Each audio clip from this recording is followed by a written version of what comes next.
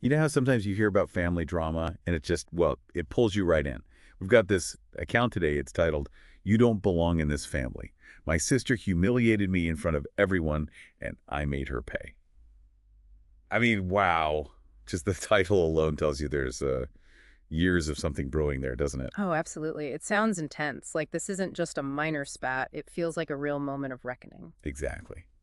So this is our deep dive for today. We're looking at this really personal story, right? A very raw glimpse into a sibling relationship that's clearly hit, well, a breaking point. It really has. And our goal here, is to try and unpack what's going on beneath the surface, the motivations, the history there, and what this whole story tells us about that really basic need we all have to belong, especially, inside our own families. Right. So let's set it up. We've got two sisters, Chloe and Sophie. And Chloe, who's telling the story, paints this picture right from the start. It's pretty stark, actually. Yeah, how does she describe it? Well, Sophie is like the golden child. Seems like she has it all. Success, charm, everyone in the family just adores her. Easy admiration, you know? Okay, the classic dynamic. Yeah. And Chloe, she sees herself as quieter, always feeling a bit on the outside, sort of living in Sophie's shadow. It really feels like this pattern was set like way back. That sounds familiar in many family contexts. What's interesting, though, is that Chloe mentions, at least initially, kind of accepting it, almost resigning herself to that role. Yeah, she does. That points to, maybe a really long-standing pattern of social comparison, where one sibling is always measured against the other, and Chloe felt she just didn't measure up. Consistently came up short, yeah. But then something snaps. There's this moment at the annual family reunion. This seems to be the real turning point. Okay, what happened? So Sophie makes this comment publicly about Chloe's career. Something like Chloe's still figuring things out, while, maybe implying others, like Sophie herself, were way ahead. Oof, publicly. Publicly, in front of everyone. And you might think, okay, maybe it's a small jab. But for Chloe, it landed like a bomb, a major, major blow. I can see that. Yeah. It's not just what was said, but how and where. That public setting, the condescending tone Chloe describes, that probably just amplified all those feelings she already had. Inadequacy, not belonging. Like the final straw. Exactly. Yeah. Like it validated every other time she felt unseen or, put down. And the parents, did they step in? Apparently not. That's part of it too, this feeling of being completely unseen, even by them. So it's right after this incident. Chloe decides, that's it. No more. She's had enough. Totally. She decides she's not going to be, and these are her words, the family's punching bag anymore. And she resolves to make Sophie pay. It's a huge shift, isn't it? From just taking it to like actively planning payback. It really is. That's a critical moment. The decision to actively retaliate instead of just, absorbing it. Yeah. That's a serious escalation in their conflict. And her focus is interesting too. How so? She decides to target Sophie's perfect image, that carefully crafted facade. Ah, okay. So Chloe understands that maybe Sophie's biggest vulnerability is that outward perfection. That's what she values most, perhaps. Seems like it. So Chloe starts this, like, mission. Gathering evidence, she calls it. Looking for small details. The cracks in Sophie's perfect facade. Wow. What kind of stuff are we talking about? Well, the account mentions uncovering lies, examples of manipulated relationships, buried secrets, the kind of things you suspect might exist but don't often come out. It sounds like she'd maybe been noticing these things for a while, but now she's actively collecting proof. Yeah, that points to maybe a long simmering resentment, right? That public humiliation just brought it all to a boil. And the fact she spent days, you said, collecting photos, messages, social media stuff. For days. That shows how deliberate and calculated this plan was. She wasn't just lashing out in the moment. No, this was planned. So the stage is set for the next family gathering. This time it's at their aunt's house. Okay, another gathering. Perfect setting for drama. Right. And Chloe arrives, probably feeling, incredibly tense. Meanwhile, Sophie's there, being her usual charming self, the perfect hostess, center of attention. The contrast must have been huge. Oh, yeah. That seemingly normal, happy family vibe on the surface. Yeah. It just makes the underlying tension feel even more intense, doesn't it? It really heightens the drama of what Chloe's about to do. And then the moment arrives. During dinner, Chloe just stands up, raises her glass. Wow. Bold move. Yeah. And she announces she has something to say about Sophie, about her supposed perfection and the hidden truth You could just picture it, can't you? The sudden silence, everyone just staring. That act itself, just standing up and commanding attention like that, it's a really powerful way for her to reclaim her voice, her agency in that family setting. She's immediately challenging that whole narrative about Sophie. And she absolutely goes for it. She starts laying out the evidence. The account mentions things like an affair with a married man, some kind of manipulated project at work, specific things. Concrete examples, not just vague accusations. Exactly. Things that directly contradict that perfect image. And Sophie's reaction, apparently total panic, even hissing at Chloe to shut up. See, the specificity is crucial. By having details, maybe even photos or text like she gathered, it makes it much harder for Sophie or anyone else to just dismiss it. And that panic reaction from Sophie, it kind of confirms that, yeah, these are things she really didn't want out. It shows the vulnerability under that facade. But here's something really interesting Chloe says about why she's doing it. Yeah. She insists it's not just revenge. Oh, what else then?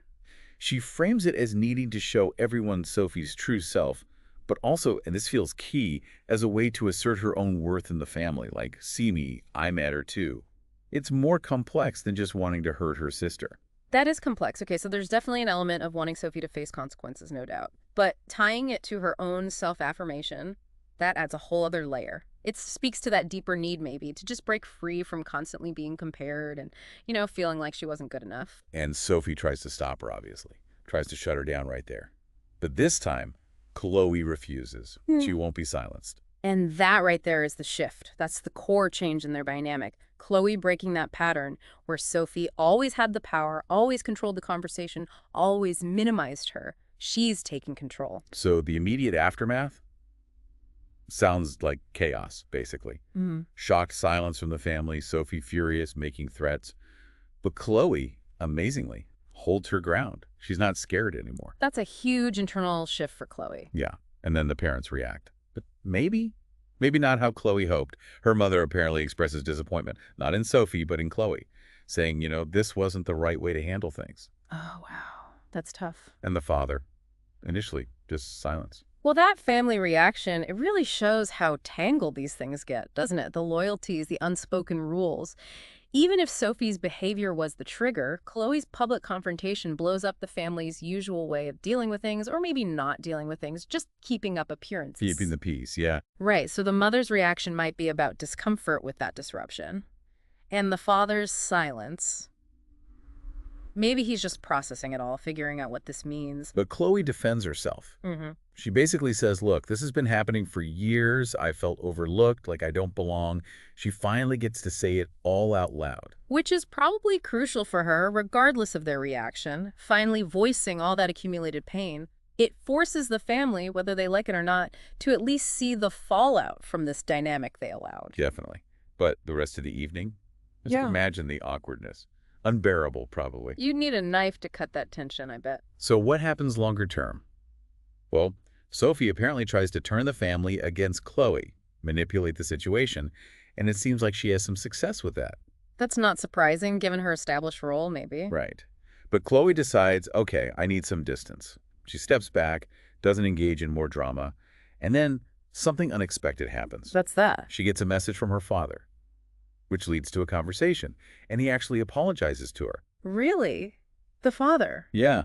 He admits he hadn't really seen her pain, hadn't understood what she was going through, and he promises to try and be more supportive going forward.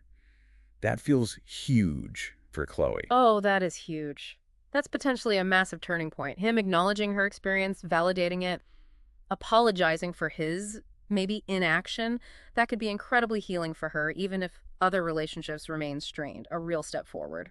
Then Sophie calls Chloe.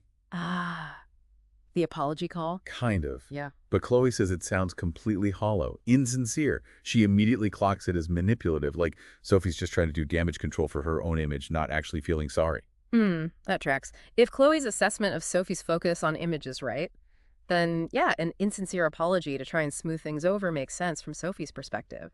And Chloe's seeing through it. That shows how much stronger and more self-aware Chloe has become through this. There's one little thing, though. Sophie apparently does, grudgingly admit that Chloe is strong. It's small, but maybe it's a sign that even Sophie recognizes the power balance has shifted somehow. It's possible. Maybe it's a grudging respect or at least an acknowledgement that Chloe isn't the easy target she used to be. It hints that the old dynamic is definitely broken, even if Sophie doesn't fully like it or understand it. And ultimately, Chloe comes to this realization. She feels free. Hmm. Free from needing Sophie's approval, free from trying to fit into this family dynamic that never really made space for her. She decides she's just going to live her life on her own terms. It sounds like, a really hard-won liberation. That really feels like the core resolution for Chloe, doesn't it? By taking that drastic action, confronting her sister, bringing everything out in the open, she effectively broke free, not just from Sophie, but from the whole psychological weight of seeking validation from a system that wasn't giving it to her. Yeah. So stepping back from the whole story, Mm-hmm. this deep dive into Chloe's account, it really throws a spotlight on, well, the damaging side of sibling rivalry when it goes unchecked, right? Definitely. And that deep fundamental need we have to belong, to feel accepted by our family, and also just the sheer courage you can take sometimes to break those long-standing, maybe toxic patterns and just stand up for yourself. Absolutely. And what's really insightful, I think, is how that one single act, the public confrontation, as dramatic as it was, became this catalyst for Chloe's own growth. Even with all the messiness and the ongoing family complexity, she changed. She found her voice. She did. And it makes you think, doesn't it, about those unspoken rules in families. The rules about who belongs, how you're supposed to behave, how conflict is handled, or, more often, not handled. Yeah. So here's something to leave you with. When you consider those rules and how people cope when they feel pushed to the margins within their own family, what really happens when someone decides to just break those rules? Deliberately? What are the ripple effects? Not just for them, but for everyone else. It definitely makes you reflect on the dynamics playing out, maybe even in your own family, and that tricky balance between fitting in and being true to yourself.